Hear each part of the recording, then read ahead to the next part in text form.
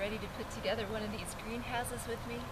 I'm Christine Ray Miller, founder of the Imagine Garden, where I get to share my organic kitchen garden with you, and together we'll watch our imaginations come to life. So it is the middle of October here, and we're right up on our first normal frost date, and it looks like we are right on schedule. It's supposed to be down to 36 degrees tonight, so I need to get my lettuce patch and some other things tucked in, and I thought I'd let you see how I put these up as we do that. So what you're looking at right now, which this is another advantage to these greenhouses, is this summer I pulled off the plastic and I was able to replace some wildlife netting to help keep the squirrels and things away. So that's what you're seeing on this one, and I'm showing it to you first so you can kind of see the bones of where we're going here. So it's 3 PVC pipes that are arched over. I've got some metal stakes in the ground that I'll show you with that. I did need a support here in the middle to keep things pushed apart, and I've just used some zip ties to hold things together, and they've held perfectly well. So this is a glimpse, and we'll hop on over to the lettuce patch and I'll show you how we put one of these up. So this is a 4-foot by 4-foot area that I'm working with, and the first thing we need to do are put some metal stakes down in the corner. So as I was trying to come up with ideas, and I was kind of looking on the internet for what other people had tried with various things, rebar was a material that kept coming up, which is the metal concrete reinforcement. And so I looked at that, but to buy a long piece of it, I had nothing to cut rebar with. And it was just a trial project, and I didn't want to, not that rebar would have totally blown the budget, but compared with the expense of the other things, it didn't quite fit in. So I went running around the store to see what there was, and I came up with 12-inch peg hooks. It's what you can put in pegboard and then hang things on, so that's what we're going to use as our metal stakes. So I'm just going to start getting these in the corners here.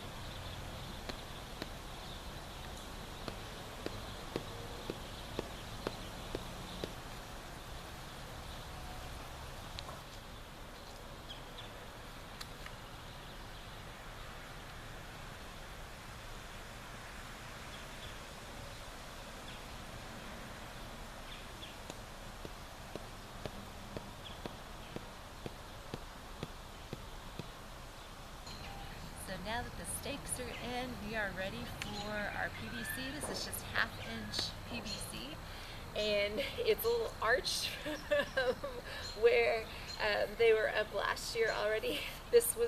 I haven't done anything special to it. It came like straight pipes out of the store. So here we go. It just goes over that stake that we just put in there and into the ground, and then it arches over, and we're going to slip it on the other end. And we get to do that 3 times.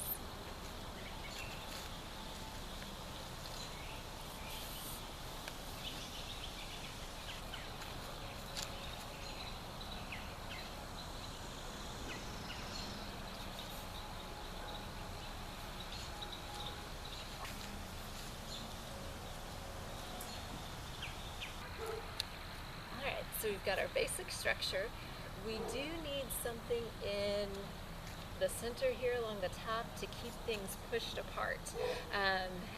Whenever I first, the day I ran to the store last year and threw this all together, I had stopped just at this step and then put the plastic on because frost was coming and I had to get it done, and it showed me that in those first couple days that yes, there definitely needed to be that extra structural piece there, which makes complete sense. So we need something across the top here that's going to keep these things pushed apart as the wind is blowing and things like that. So I happen to have, this is just a scrap piece of lumber. It's from where we ripped a 2x4 from a project from a long time ago. So it was just a total scrap. You might be able to use PVC. The only thing with it is this stuff is slick, and I don't know how much that would scoot around with you. The thing I liked about snagging this was that it's got a little bit of friction to it where it's a little bit rougher there. So this is what I found that worked. We're gonna put it right up here. It's gonna go right like that, and we're gonna use zip ties, or they're sold as cable ties. In fact, that's where I found them when I went shopping. It was in the electrical and TV cable section. These are 8-inch, and that's what I'm gonna use to fasten this up at the top. So here we go.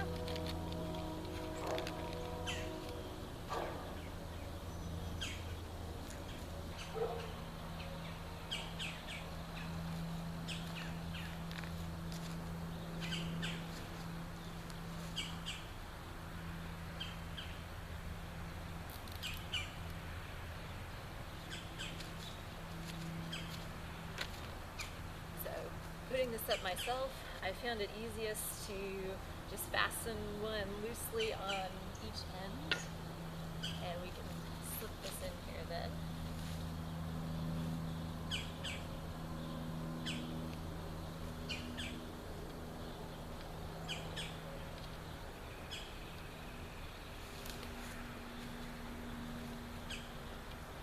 And I actually had cut this so it's just slightly longer than the bed, and that gave me a little bit of room to kind of give that extra push out on everything.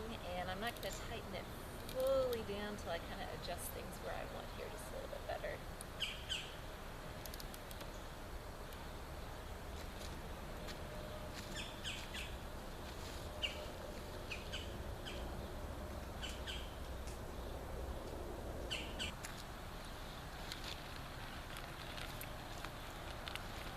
So we need to use a total of 6. The middle gets them also, and they get crisscrossed each direction. So the one I've got on here, got it tightened down just about where I want it, and we're going to crisscross the other way.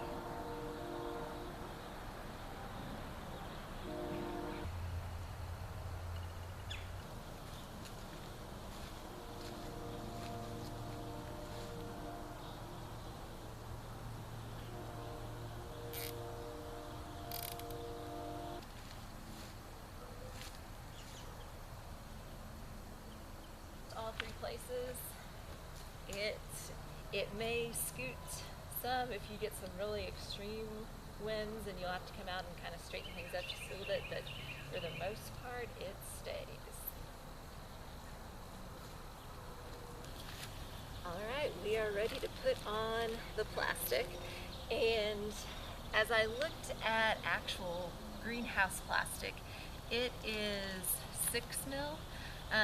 I was just trying things out last year, and so I had decided I was gonna, there was 4 mil on sale, and when I got there they were of course completely out, back ordered. So I snagged 3, and it was fine. I've got a few spots that I'm gonna have to patch, but I'm gonna be able to reuse last year's, and it, as far as holding heat and things, it did what I needed it to do. So you can decide what your budget is. As I buy things in the future, I probably will go ahead and go up to the 6, since I know that this whole project works now. But 3 is what I bought the first time through, just to try things out, and I'm going to be able to use it again this year. As far as size, each sheet of plastic was 10 feet by 25 feet. And I needed a half sheet, so it ended up being 10 feet by 12 and a half feet. The 10 feet covers perfectly from across the sides. Like, I don't even have to make you do any math and cut things. In fact, that was it for the PVC pipes. They were 10-foot PVC pipes, and nothing to cut, nothing to measure, just from the store and into the ground. So there's the only thing you have to do is, if you get a 25-foot sheet of plastic, you need to cut that in half so that it's 12 and a half feet long. So it's going to be the 10 feet goes this way, the 12 and a half feet goes this way, and it was almost perfect to be able to tuck everything in. So here we go with the plastic.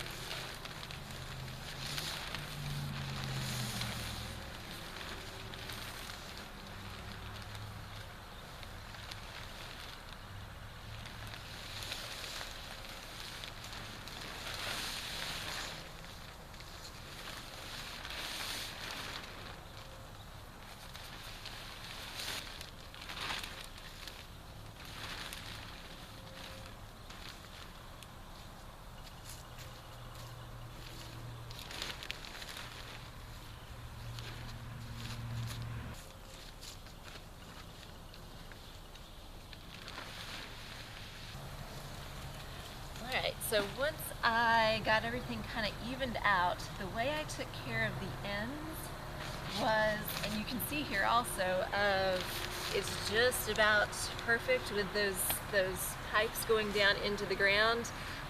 It left just enough overlap with the plastic on each side that we're going to be able to hold it down with some bricks, and everything's all covered up.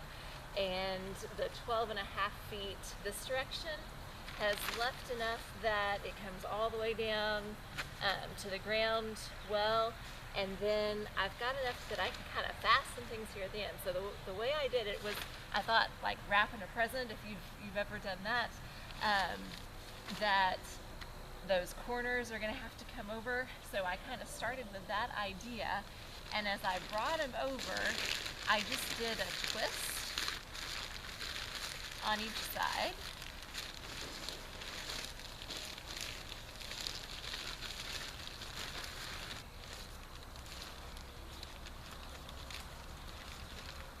I've got some bricks here kind of helping me hold things just a little bit as my extra hands.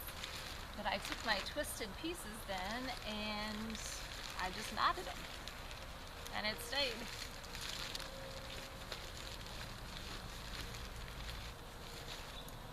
Alright, so then at the ends I've got, so the plastic is knotted, that's got a little bit of extra there. And then I'm actually going to use 3 bricks. I had 2, and winter winds and things, it wasn't quite enough, so 2 plus 1 in the center. And where I knotted that plastic, I'm going to go ahead and put the brick down on top of that as well.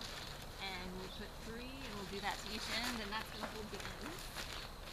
Alright, then the last thing that we're going to do to make this really secure is we're going to use some string, and I actually don't want jute or something that's going to biodegrade in this case. I happened to grab mason twine, worked. You can find something even more substantial, but this was fine for all winter. In fact, it's getting reused on several of these through this next season. I also grabbed some more cable ties to help. These are 4-inch ones. And what we're going to do is I'm going to attach the string to a cable tie and then attach the cable tie to the pipe. And this is what we're doing with the string. It's going to go from the bottom over here, from the bottom, and we're going to crisscross, and we're going to wrap it there, and then we're going to come back and go over to the bottom on this side. So we're going bottom, across, and back. And then we're going to do the same thing reversing. We're going to start over here, and we're going to go from bottom here to the middle on this side, and back across to this side. And so I can show you on one that's already left over that's got my horticultural fleece on it. So they end up crisscrossing, kind of like you're lacing up your shoes.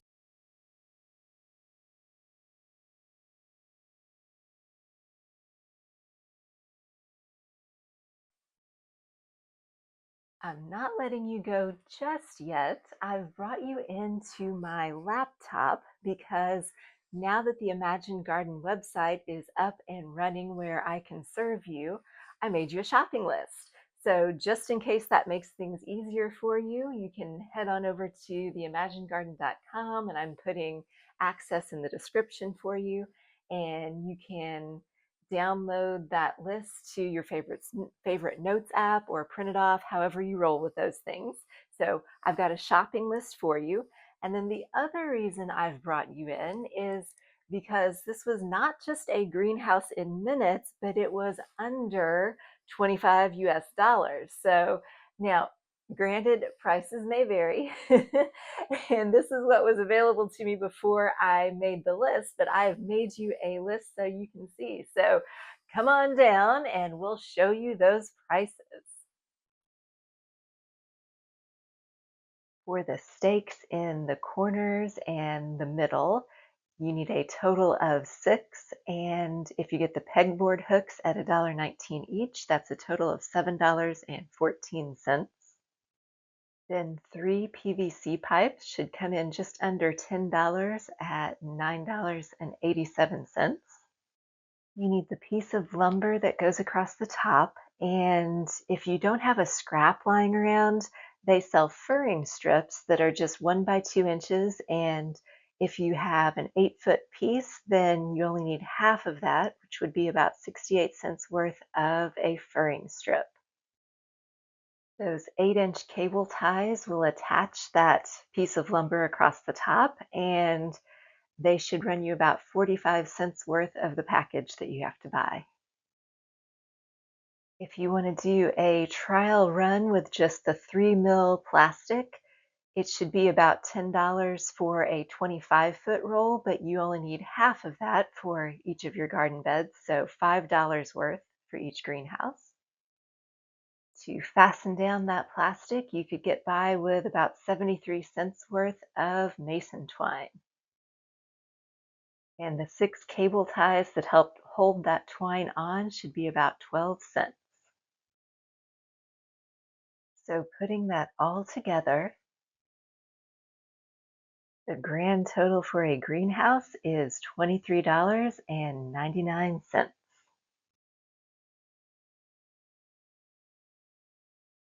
Hopefully that's helped you out and given you some ideas. Are you making a greenhouse this year? What are you thinking? How are you going to make yours? Remember, head on over to theimaginegarden.com and get your shopping list. And thanks for coming out to play today. Take care, and I'll see you again next time.